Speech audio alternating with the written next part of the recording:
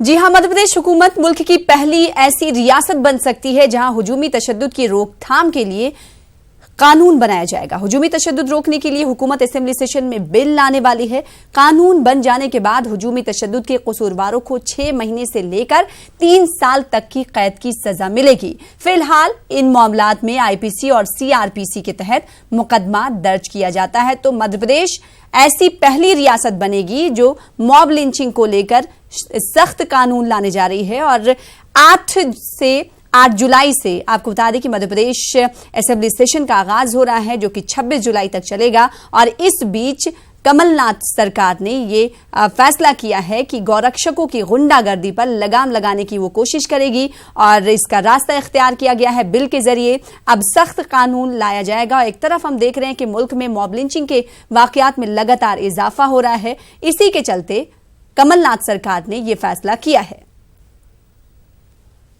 और खास मेहमान भी जुड़ रहे हैं हमारे साथ और मेहताब आलम हमारे साथ हमें ज्वाइन कर रहे हैं भोपाल से। सबसे पहले भोपाल का रुख कर लेते हैं और जितने मेहमान हैं उनका तारुफ भी मेहताब आलम कराएंगे।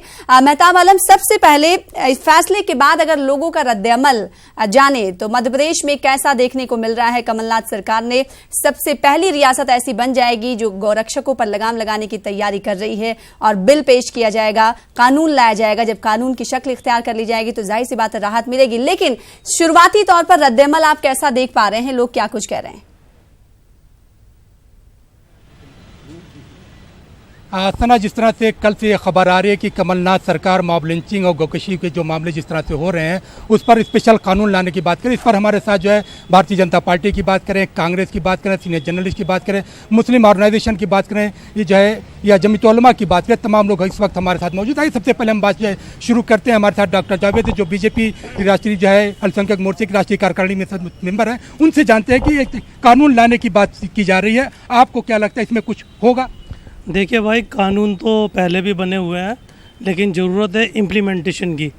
और अगर सरकार की नीयत अच्छी है, वाकई वो मुसलमानों के लिए कोई काम करना चाहती है या किसी भी सेक्टर के लिए वो काम करना चाहती है, तो उनकी सारा दारोमदार नीयत के ऊपर है। सारा दारोमदार नीयत के ऊपर। जमीयत उलमा जो है यहाँ पे तहरीक चला रही है और फिर धार में जो है पिछले दिनों एक मौलाना के साथ जो है मॉब लिंचिंग हुई थी, आप लोगों ने उस पर तहरीक चलाई थी, गिरफ्तारी हुई। क्या आपको लगता है कानून की ज़रूरत है?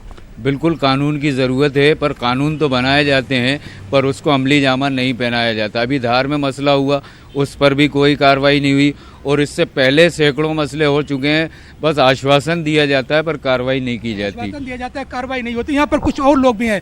सना भाई, हम कांग्रेस से जानते हैं कि कांग्रेस यहाँ पे जो है मुकामी काउंसलर जो है कारपोरेटर रईसा मलिक साहिबा मौजूद है। रईसा साहिबा, कानून लाने की बात हो रही है, आपको इस कदम को किस तरह से देखती हैं?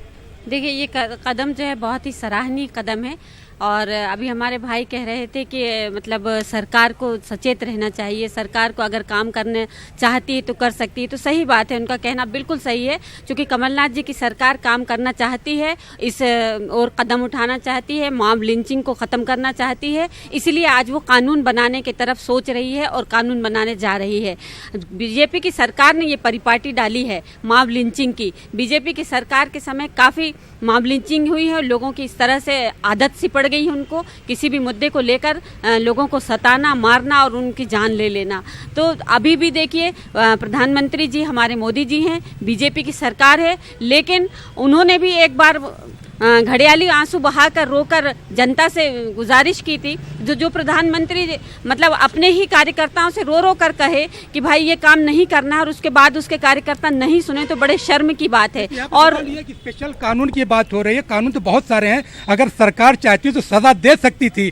अगर हम पिछले बात के जो है खंडवा की वाकये की बात करें या धार की बात करें, तो नए कानून की जरूरत क्यों पड़ रही है? देखिए, कमलनाथ जी एक बहुत ही सुलझे हुए और समझदार इंसान हैं। वो आज से नहीं, काफ़ी समय से शासन में अपना सहयोग देते आए हैं और उन्हें मालूम है कि हमको मॉब लिंचिंग को हम किस तरह से रोक सकते हैं, किस कानून से। लेकिन बात हो रही है, जफर साहब आप सीनियर जर्नलिस्ट है, पायनियर में लंबे अरसे से जुड़े हुए हैं, आपको क्या लगता है कि जो बातें हो रही हैं ये सियासत है या इसमें कुछ है? देखिए सिर्फ सियासत और सियासत के अलावा कुछ भी नहीं। मॉब लिंचिंग की जो है वो एक सोची समझी साजिश के तहत करवाई जा रही है। भारतीय जनता पार्टी इसके पीछे है, भारतीय जनता पार्टी और संघ परिवार इसके पीछे है, और एक बहुत सोची समझी साजिश के साथ अभी पिछले दिनों एक वीडियो भी वायरल हुआ है भारतीय जनता पार्टी के विधायक का, जो नौजवानों से, अपने भारतीय जनता पार्टी के कार्यकर्ताओं से कह रहा है कि 100-150 के झुंड में चलो और जहाँ मुसलमान दिखें उनको मार दो। जब एक तरफ प्रधानमंत्री बातें करते हैं, कानून आंसू बहाते हैं, पार्लियामेंट के अंदर बात करते हैं, पार्लियामेंट के बाहर बात करते हैं कि मुसलमान मेरे भाई हैं और मुसलमानों को एक भी मुसलमान का पे जुल्म नहीं होना चाहिए। दूसरी तरफ जब उनकी पार्टी के चुने हुए प्रतिनिधि, एक जिम्मेदार लोग इस तरह की बातें करते हैं तो वो कोई कार्यवाही नहीं करते उनके ऊपर। एक्शन होना चाहिए। एक्शन जब तक नहीं होगा तब तक किसी मामले का हल नहीं होगा। यहाँ पे सना हमारे साथ जो है सरोकार की एक सीनियर यहाँ पे जो है हमारे साथ कुमुद जी मौजूद है। आइए उनसे जानते हैं। लंबे तकरीबन 20 सालों से इसे महिलाओं के लिए काम कर रही हैं और विमेन जो है एम्पावरमेंट के लिए काम कर रही है। कुमुद जी, जिस तरह की बातें हो रही हैं, एक आम नागरिक की बात करें और फिर आप जिस तरह से संगठन चला रही है, कितनी तकलीफ होती है? एक नागरिक की हैसियत से भी, जो देश मेरे सपनों में है, जिसमें मैं जीना चाहती हूँ और जिसमें जीती आई हूँ पिछले अपने बचपन से लेकर अभी तक, ऐसी ही एक विरासत अपने आगे आने वाली पीढ़ी को सौंपना चाहती हूँ। इसलिए चाहती हूँ कि देश में इस तरह के जो हालात पिछले कुछ सालों से लगातार पैदा किए जा रहे हैं, वो मॉब लिंचिंग चाहे किसी एक धर्म विशेष के लिए हो या जाति विशेष के लिए हो, वो मतलब उसके लिए इतनी कड़ी सजा हो और तत्काल बंद होना चाहिए। और इस पर एक्शन छोटी छोटी जगहों की बजाय बड़ी जगह से एक्शन के लिए ऑर्डर्स तुरंत आने चाहिए। बतौर माँ, बतौर महिला, मैं उस दर्द को बहुत महसूस कर सकती हूँ कि एक मॉब लिंचिंग में एक जवान से बच्चे को आपने मार दिया, जिसकी 2 महीने पहले भी शादी हुई है, जिसकी बेवा, हम समझ सकते हैं कि जो हमारी सामाजिक व्यवस्था है जिसमें वो खुद सेल्फ डिपेंड नहीं होती है, उसकी ज़िंदगी के बारे में एक बार तो कल्पना कीजिए कि आपने तो भीड़ में खड़े होकर के, और सबसे बड़ी बात कि ये जो चीज़ें बातें फैल रही हैं, बच्चा सुन रहा है, एक दूसरे के खिलाफ ये जो नफरतें पैदा हो रही हैं दिल में, ये तो हमें सदियों पीछे ले जाने की बात कर रही हैं। और हम बात कर रहे हैं विकास की, हम बात कर रहे हैं कि हम अंतरिक्ष में स्थापित होने जा रहे हैं, और हम अपने देश में क्या जहनियत पैदा कर रहे हैं इस तरीके से। तो मैं इसकी कड़ी निंदा करती हूँ और कानून नया लाएं। पहले भी हमारे यहाँ जो कानून बने हैं उसमें सजाएं हो सकती थी, लेकिन हो सकती है। हम आसमान में जाने की बात कर रहे हैं, तुम आसमां की बुलंदी से जल लौटाना, हमें जमीन के मसाइल पे बात करनी है। माहिर साहब, मुस्लिम विकास परिषद, आपने जो है कमलनाथ को जो है जी यहाँ पर हम उसकी बात करें, आपने कमलनाथ जी को मुसलमानों के मसाइल को लेकर 12 पॉइंट का मेमोरेंडम भी दिया था। अब फिर वही बातें हो रही हैं। आपको क्या लगता है, नए कानून से कुछ राहत मिलेगी? देखिए, कानून तो पहले से बने हुए हैं।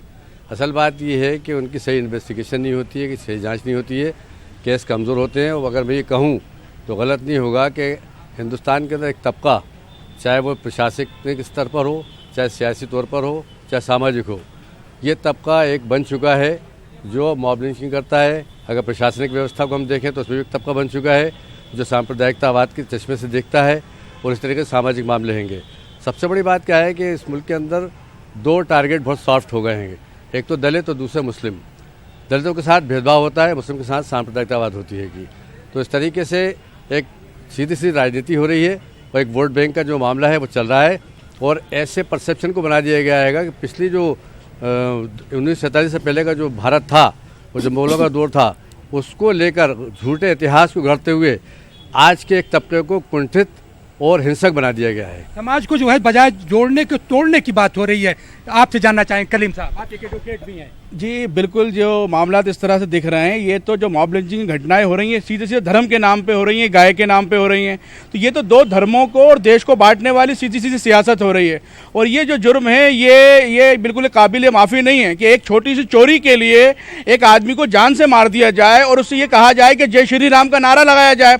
मैं समझता हूँ इसके लिए तो जय श्री राम भी उनको माफ़ नहीं करेंगे। और मैंने पहले भी कहा है कि हिंदू धर्म के लोगों को अब इसके लिए आगे आना पड़ेगा, क्योंकि सबसे ज़्यादा अगर किसी को नुकसान पहुँचाया जा रहा है तो वो हिंदू धर्म को पहुंचाया जा रहा है। इकबाल ने कहा है कि है राम के वजूद पे हिंदुस्तान को नाज, अहले नज़र समझते हैं इसको इमामुल हिंद। और जिसको जो है इकबाल जैसे शायर ने, शायर मशरिक ने जो है इमामुल हिंद कहा है, उसके नाम पर इस तरह की जो है वाक़यात हो रहे हैं और जान ले ली जा रही है किसी शख्स की। क्या मानते हैं? बिल्कुल गलत हो रहा है ना। हम तो ये कह रहे हैं कि अगर कोई मध्य प्रदेश की सरकार ने कोई कानून बनाया हम स्वागत करते हैं, लेकिन ये सिर्फ मध्य प्रदेश की बात नहीं है, पूरे देश की बात है और देश में कानून बनना चाहिए। और इसका सबसे फौरी हल तो ये है कि इस तरह के मुकदमात को फास्ट ट्रैक कोर्ट में लाइए और 1 महीने या 2 महीने के अंदर उसका रिजल्ट दीजिए। फास्ट ट्रैक कोर्ट का मामला है। यहाँ पे सना आप देख रहे हैं कि जितने भी लोग मौजूद हैं यहाँ पे पार्टियों के लोग भी हैं, सामाजिक संगठनों के लोग भी हैं, और यहाँ पे लोग ये चाहते हैं कि जब दूसरे मामलों को लेकर फास्ट ट्रैक कोर्ट जो इस मुल्क में बनाई जाती है और इस तरह की चीजें सामने आती हैं, तो इतने भी मामले जहाँ से 2014 से बात करें अब तक की जो है, जहाँ पर 150 से ज्यादा वाक़यात हो चुके हैं, और फिर झारखंड की बात करें तो वहाँ पर अब तक जो है 18 मामले हो चुके हैं। और जब प्रधानमंत्री ने जिस तरह से कल राज्यसभा में कहा, तो लोगों की उम्मीद थी कि वहाँ से किसी एक्शन की बात होगी, लेकिन वहाँ से भी ये कहा जा रहा है कि हमें अफसोस है और ऐसा नहीं किया जाना चाहिए। भारतीय जनता पार्टी के जावेद साहब से जानना चाहते हैं। जावेद साहब, आपने सबको सुना, क्या मानते हैं? इकबाल साहब जी, मैं ये कहना चाहता हूँ, अभी हमारे एक भाई ने कहा कि सारा वोट बैंक का मामला है। पहले भी कांग्रेस कहती थी कि वोट बैंक का मामला है। मुसलमानों को कांग्रेस ने एक वोट बैंक की तरह यूज करा, और पिछले 60 सालों में आज जो मुसलमान सच्चर कमेटी इस बात की गवाह है। सच्चर कमेटी बनाने वाली सोनिया गांधी जी, कांग्रेस सरकार। लेकिन वो सच्चर कमेटी मध्य प्रदेश में 15 साल बीजेपी की सरकार थी, नहीं लागू किया आपने? नहीं, हमने क्यों लागू करेंगे? जब उनकी रिपोर्ट आ गई, हमने मुसलमानों को कहा आप भागीदारी लो, आप एजुकेशन में आगे आओ। तो आपने भागीदारी कहाँ दी? अगर मध्य प्रदेश की बात करें, 15 सालों में एक भी उर्दू शिक्षक का अपॉइंटमेंट नहीं हुआ। आपने मदरसा बोर्ड में सिर्फ चेयरमैन बनाया, बोर्ड नहीं बनाया। आप दूसरे अगर इदारों को ले जाए, 2013 से लेकर 2018 तक आपने उर्दू अकेडमी नहीं बनाई। आप किसकी बात कर रहे हैं? हमने उसमें बुनियादी जो खामियां थी उनको दूर करने के लिए बड़े नीचे लेवल से काम शुरू करा, मदरसों को मॉडर्नाइज करने का काम शुरू करा। मदरसों के मॉडर्नाइजेशन की आप बात करें, 2003 साल से केंद्र सरकार ने मदरसे के शिक्षकों को पैसा तक नहीं जारी किया, तनख्वाहें नहीं मिली हैं। आप कौन से मॉडर्नाइजेशन की बात कर रहे हैं? नहीं, मैं पर्टिकुलर मध्य प्रदेश, क्योंकि मैं नेशनल एग्जीक्यूटिव मेंबर हूँ। नेशनल की बात कर रहा हूँ मैं, मुख्तार अब्बास नकवी की जो वजारत की बात कर रहा हूँ। नहीं, हमने यूपी में काफ़ी मदरसों को मदद करी और काफ़ी मदरसों को मॉडर्न करा, लेकिन वो भी लोग बात। उत्तर प्रदेश में ये कह दिया गया कि मदरसे में जो टीचर होंगे वहाँ पर उर्दू पढ़ने की, जानने की जरूरत नहीं है। आप तो उर्दू की खत्म करने की बात कर रहे हैं। नहीं, उर्दू के साथ हमने और भी चीज़ें उनको बोला है कि आप और भी चीज़ें पढ़िए। आप दुनियावी तालीम के साथ साथ, दीनी तालीम के साथ साथ दुनियावी तालीम भी हासिल, एजुकेशन भी हासिल करना चाहिए। जब तक जो है हम दीन के साथ साथ दुनिया की तालीम को, मॉडर्न एजुकेशन हासिल नहीं करेंगे, हम पीछे रह जाएंगे। आइए जाए इमरान साहब, मॉब लिंचिंग का मामला मध्य प्रदेश में भी जो है बहुत सारे वाक़यात हुए, और आप लोगों ने बार बार तहरीक चलाई, और जमीयत उलमा ने जो है वजीर दाखिला से, बाला बच्चन से मुलाकात भी की। सबसे मुलाकात भी की, और सब जगह से जो है हमें सिर्फ आश्वासन प्राप्त हो रहा है। और सबसे बड़ी वजह यह है कि हर वक्त अभी मोदी जी ने ऐलान किया कि मुसलमानों की तरक्की, मुसलमानों के विकास की बात सोची जाएगी, तो इस दूसरी ओर जो है उन्हीं के लोग मुसलमानों का कत्लेआम कर रहे हैं भीड़ तंत्र के नाम पर। तो ये दो तरफा राजनीति नहीं की जाना चाहिए। सियासत की जा रही है सीधी सीधी, कहीं बीजेपी है तो कहीं कांग्रेस। खास मुद्दे को मेरे हिसाब से छोड़ा जा रहा है। खास मुद्दा तबरेज के साथ इंसाफ करना। फास्ट ट्रैक कोर्ट के अंदर ये केस चलाया जाए, जल्दी से जल्दी इसका रिजल्ट दिया जाए, और जल्दी से जल्दी तबरेज के हक के अंदर फैसला आना चाहिए। नहीं तो जो मुस्लिम और जो आक्रोश के अंदर बैठे हैं, ये ऐसा ना हो कि ज़्यादा भड़क जाएं, और सब भड़क भी सकता है। आपको जो है, आप यहाँ उलमा बोर्ड का भी जो मामला है, उलमा बोर्ड भी बार बार तहरीक करे, मुतालबा कर रहा है, क्यों नहीं सुना जा रहा है? अब एक कानून बनाने की बात हो रही है। बिल्कुल कानून बनना चाहिए, कानून साजी बहुत ज़रूरी है, लेकिन कानून इतना कड़ा और इतना सख्त बनाया जाए कि कानून पढ़ने और सुनने के बाद, आम जनता को कानून मालूम होने के बाद वो खुद उसकी कोशिश न करे। उसका खौफ होना चाहिए। हाँ जी, ये जो तबरेज़ अंसारी का कत्ल आम हुआ है, तो इसमें हिंदू मुसलमानों के भड़काने की साजिश हो रही। तो मैं चाह रहा हूँ कि इस पर सख्त सख्त कानून हो, उनको सज़ा दी जाए, और हमारा हिंदुस्तान अमन शांति का मुल्क शहर है। मुस्लिम सिख ईसाई सब हम भाई भाई हैं, और हम मोहब्बत अमन से रहना चाहते हैं। महफूज आलम, आपको इस बीच में रोकूंगी। बीजेपी अक़लियती सेल के रुकन डॉक्टर इकबाल आपके हमरा मौजूद हैं। उनकी बात मैं सुन रही थी कुछ देर पहले। उन्होंने कहा कि जो फैसला मध्य प्रदेश सरकार ने, कमल सरकार ने किया है मॉब लिंचिंग को लेकर कानून लाने का, बिल पेश करने का, उससे कोई फायदा होने वाला नहीं। यानी इससे पहले जो कानून बनाया गया है, जो अभी कानून रायज है, उसके तहत तो आप इंसाफ दिला नहीं पा रहे हैं। अगर रियासती सरकार इस तरीके का फैसला कर रही तो इन्हें परेशानी क्या है? इनसे पूछिएगा। जी, यहाँ पे जो है इकबाल साहब आपसे जानना चाहिए, क्योंकि जो है ये सवाल ये है कि पिछले जैसे आपने कहा कि भाई कानून पहले से भी हैं, अब नया कानून आपको लाने की बात चल रही है, आपको क्यों नहीं लगता कि इससे जो है कुछ राहत मिलेगी, कमलनाथ हुकूमत कुछ काम करेगी, या इस पर भी सियासत हो रही है? देखिए सर, मैंने ये कहा था कि सारा जो दारोमदार है वो नीयत का है, नीयत के साथ बरकत का मामला है। इस्लाम का ये बुनियादी उसूल है। अगर ये नया कानून लाएंगे, उसको फिर असेंबली में भेजेंगे, पास कराने में इतना टाइम लगेगा।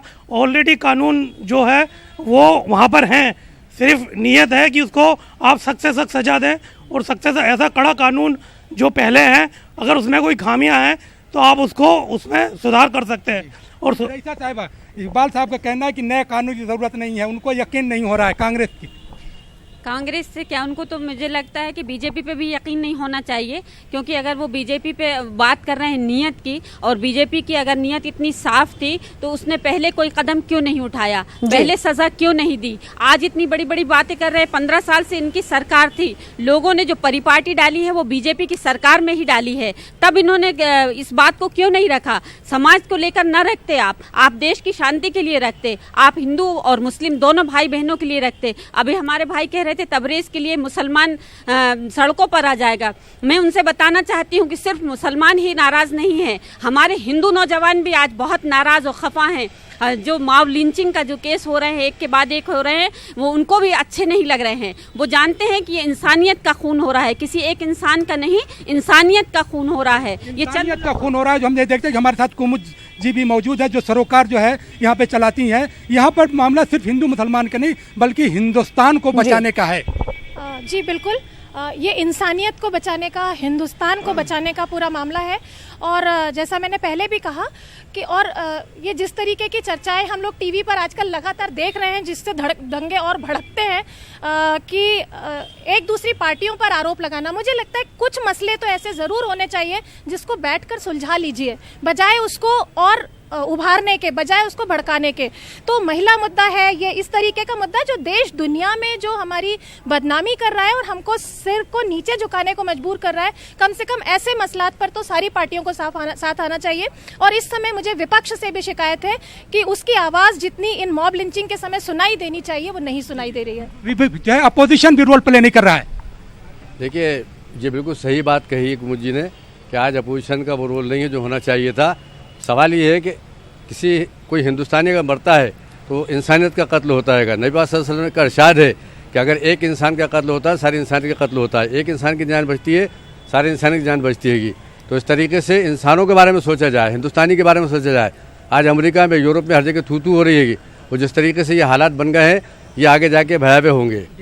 अब यहाँ पे सना मुझे एक शेर और याद आ गया कि खूब है आपकी सियासत भी, हमसे नफरत भी है, मोहब्बत भी, यही देखने को मिल रहा है। जफर साहब, आप सीनियर जर्नलिस्ट, आपसे फिर जानना चाहेंगे, आपने बीजेपी को भी सुना, आपने कांग्रेस को भी सुना, आपने संगठनों को भी सुना, आपको क्या लगता है कि कहीं पर कुछ हिंदुस्तान को बचाने की, हिंदुस्तानियत को बचाने की, इंसानियत को बचाने के लिए कुछ राहें हैं?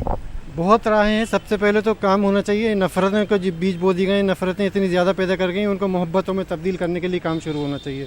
कानून बनाने से पहले मोहब्बतें किस तरीके से हो, मोहब्बतों का पैगाम देना चाहिए, मोहब्बतें बढ़ाई जाएँ, नफ़रतों को कम करा जाए। आज कल जो यहाँ पे मुजाहरा हुआ उसके अंदर बड़ी तादाद के अंदर हिंदू लोग आए थे, हिंदू नौजवान थे, हिंदू महिलाएं, हमारी बहन भी थी, और भी हिंदू औरतें और नौजवान थे। तो सभी संगठन के लोग, चाहे हिंदू हो मुसलमान हो, जो अमन पसंद लोग थे, कल यहाँ पर इकबाल मैदान में आए थे, आज उसी इकबाल मैदान से हम लाइव कर रहे हैं। और कल फिर बाद नमाज जुमा जो है यहाँ पर उलमा बोर्ड ने जो कॉल दी है, यहाँ पे तमाम लोग जमा होंगे। ज़रूरत इस बात की है कि हिंदुस्तान को बचाया जाए, हिंदुस्तानियत को बचाया जाए, इंसानियत को बचाया जाए। बिल्कुल इसी तरह की वक्त की ज़रूरत है। और जब इंसानियत बचेगी, नफ़रतें ख़त्म होंगी, तभी हिंदुस्तान तरक्की करेगा, तभी विकास करेगा। जो भी लोग विकास की बात करते हैं, साथ में विकास के साथ विनाश के बीज खुद ही बो रहे हैं, नफ़रतें पे बड़ा के। नफ़रत और विकास एक साथ नहीं चल सकते। अगर विकास करना है तो नफ़रतों को ख़त्म करना होगा। मोहब्बतों के साथ तो विकास हो सकता है, नफ़रत के साथ विभाजन होगा सिर्फ, और विभाजन विकास की निशानी नहीं होती, बंटवारा नहीं होता।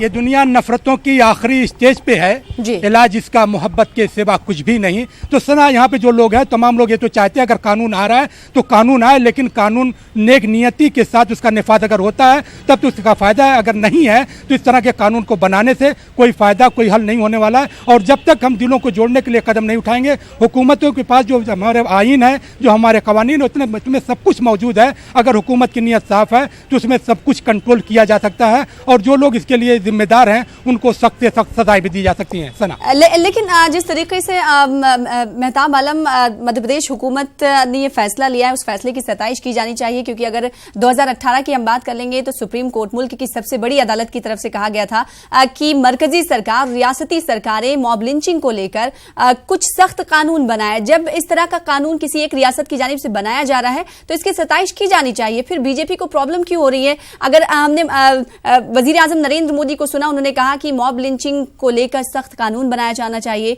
हमें विश्वास जीतना है सभी का। जब कानून बनाया जाएगा और सख्त सजाएं दी जाएंगी तो लोगों के अंदर डर भी पैदा होगा, तो फिर इसका इस्तकबाल किया जाना चाहिए ना। यकीनी तौर पर देखिए, जब हम सुप्रीम कोर्ट की बात करते हैं, 2018 में सुप्रीम कोर्ट ने कहा था, देश की जो सबसे बड़ी अदालत है उसने कहा था कि मॉब लिंचिंग को लेकर जो है कानून बनाया जाना चाहिए और पहल तो इसकी मरकज की तरफ से होनी चाहिए थी, लेकिन मरकज की तरफ से पहल ना होकर मध्य प्रदेश, जो भारत का दिल कहा जाता है, वहां से एक जो पहल की गई है। तो हम ये देखते हैं, फिर जो है इकबाल साहब से जानना चाहिए कि इकबाल साहब, ये काम तो जो है मरकज में जब आपकी सरकार थी और मध्य प्रदेश में भी पिछले सालों में आपकी सरकार थी, वहां से लोगों को उम्मीद थी कि एक पहल होगी, और फिर जिस तरह से नरेंद्र मोदी जी ने कल राज्यसभा में कहा, इस पर कानून बनाने की जरूरत पर उन्होंने जोर दिया, तो एक पहल तो आपको करनी चाहिए, उसको इस्तेमाल करना चाहिए। जी भाईजान, मुझे भी एक शेर याद आ रहा है, इन गर्म हवाओं से कह दो कि मेरा शहर बच सके तो बचा लो, चाहे तो मेरी झोपड़ी जला दो। कांग्रेस सिर्फ अपना घर बचाने में लगी हुई है, कांग्रेस को देश से कोई मतलब नहीं है। राहुल गांधी आज अपनी सीट छोड़ चुके हैं, अपनी जिम्मेदारियों से भाग रहे हैं। लेकिन जिस बात देखिए, फिर ये सियासत पे आ रहे हैं इकबाल साहब, फिर सियासत कर रहे हैं यहाँ पर। कहीं न कहीं से तो शुरुआत करनी होगी ना। मेहताब आलम, इनसे पूछे कहीं ना कहीं इस बात की कि ये काम नहीं होना चाहिए, इसको सख्त सजा मिलनी चाहिए, लेकिन उन्होंने कहा कहीं ना कहीं पहल तो होनी चाहिए इस कानून बनाने के लिए। अगर कमलनाथ ने पहल की है तो बुरा क्यों लग रहा है? नहीं, अच्छा कानून लेके आए, हम उसका स्वागत करेंगे। वो अच्छा कानून लेके आए, अगर कोई नई चीज लेके आते हम उसका वेलकम करेंगे, कोई दिक्कत नहीं है। लेकिन वो पुरानी चीज को नया जामा पहना देंगे तो वो तो कोई अक्लमंदी नहीं है। कानून अच्छा होगा तो आप स्वागत करेंगे, लेकिन आपको शक है कि अच्छा कानून नहीं आएगा। जो है यहाँ पर रईसा साहब, आप कांग्रेस से हैं, आपने देखा सुना कि जो इकबाल साहब क्या कह रहे हैं। देखिए, यहाँ तो बात हो रही है इंसानियत की, और इकबाल साहब को सियासत करने से फुर्सत नहीं है।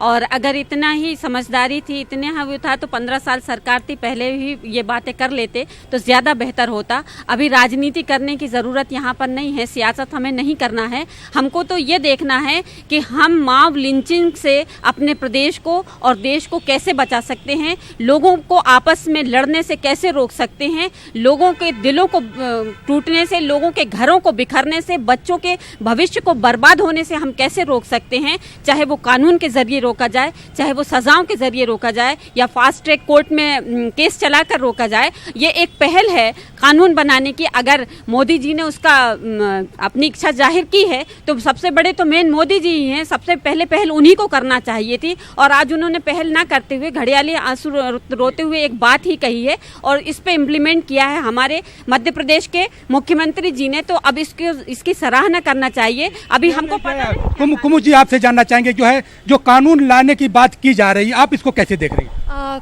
कानून का स्वागत है, लेकिन जैसा हम शुरू से बात कर रहे हैं कि पहले भी है, रोका जा सकता था, लेकिन और अगर कोई कड़ा कानून आ रहा है तो आने के बाद कैसा रहेगा हम उसका स्वागत करेंगे और हमें यकीन है कि वो एक बेहतर कानून होगा। लेकिन एक सवाल अभी सारी बातों से जो एक बतौर नागरिक मैं अपने माननीय प्रधानमंत्री जी से करना चाहती हूँ कि मॉब लिंचिंग तो ठीक है, लेकिन मॉब लिंचिंग की जो पूरी भूमिकाएं बनाई जाती हैं, और वो चाहे कांग्रेस हो, बीजेपी हो, किसी का भी लीडर अगर देश को तोड़ने वाले कोई भी बयान दे रहा है, उसके खिलाफ भी क्या कोई कानून नहीं बनना चाहिए? क्या इनको पार्टियों से निष्कासित नहीं किया जाना चाहिए जो इस तरह के एक भी बयान देते हैं और लगातार दिए जा रहे हैं? तो मुझे लगता है कि मॉब लिंचिंग तो एक घटना है जिसको अनपढ़ लोगों को आपने आगे बढ़ा करके करवा लिया, लेकिन जो संसद में बैठे हैं, जिनको कानून बनाने की, उसकी रक्षा की जिम्मेदारी है, उनके मुंह से एक भी शब्द देश विरोधी नहीं आना चाहिए, लेकिन लगातार आ रहे हैं। और इस पर भी कोई कानून जो हमें देख रहे उस पर कोई एक्शन भी नहीं हो रहा। जब एक्शन नहीं हो रहा तो ऐसी ताकतों को कहीं ना कहीं बढ़ावा मिल रहा है। माहिर साहब, मुस्लिम विकास परिषद क्या कमलनाथ के कदम का इस्तकबाल करती है? देखिए, वो तो कोई भी अच्छा काम करने के लिए सराहनीय होता है, लेकिन मैं याद दिलाना चाहता हूं कि मोदी जी ने उस वक्त जब दलितों के साथ अत्याचार हुआ था तो उन्होंने कहा था कि मुझे गोली मार दो लेकिन मेरे दलित भाइयों को मत मारो। तो ये जो जुमलेबाजियां हैं ये ख़त्म होना चाहिए, और क्योंकि यही पार्टी है जिसने सब चीज़ों को बोया है। तो काटने का काम भी उन्हीं वही कर रहा है। तो इसलिए ये चीज़ों को साफ करने की जिम्मेदारी अब उन्हीं की बनती है, न कांग्रेस की न किसी की बनती हैगी। असल बात ये है कि अगर संघ परिवार ने और बीजेपी ने अपनी खेती लहलाने के लिए वोटों की शक्ल में जो ये तैयार की है, लाशों की सौदागरी हो रही है, ये उसको ख़त्म करने की जिम्मेदारी भी अब उन्हीं की बनती है और उनको इंसानी तरीके काम करना चाहिए। कमलनाथ हुकूमत के कदम को किस तरह से देखते हैं? नहीं, हमने कहा पहले भी कि कोई भी अगर कदम इस तरफ उठाया जाता है स्वागत है उसका, लेकिन उसमें सबसे बड़ी बात यह है कि नियत के साथ उसका सही इम्प्लीमेंट होना चाहिए। और जब तक उसका इम्प्लीमेंट सही नहीं होगा, मैंने कहा पहले भी कानून थे लेकिन सांप्रदायिकता इतनी फैली हुई है कि वो उसका इम्प्लीमेंट होता ही नहीं है। तो हम स्वागत करते हैं, लेकिन और कड़े कानून की ज़रूरत है। मुझे अभी इसमें यही उम्मीद है कि आगे कुछ होना चाहिए। अच्छा कानून जो आ रहा है, सना हम देख रहे हैं जितने भी लोग हैं तमाम लोग ये कह रहे हैं कानून अगर आ रहा है और उस पर जो है इस तरह की चीज़ों पर जो है मॉब लिंचिंग जैसे वाक़यात पर रोक लगती है तो उसका इस्तेमाल किया जाए। लेकिन उनको शक है कि शायद इस तरह से कुछ कानून जो आएगा या जिससे पहले जो कानून आए हैं जिस तरह से उसका इम्प्लीमेंटेशन नहीं हो पा रहा है, शायद ये कानून भी इसी तरह से जो है ठंडे बस्ते में रहे।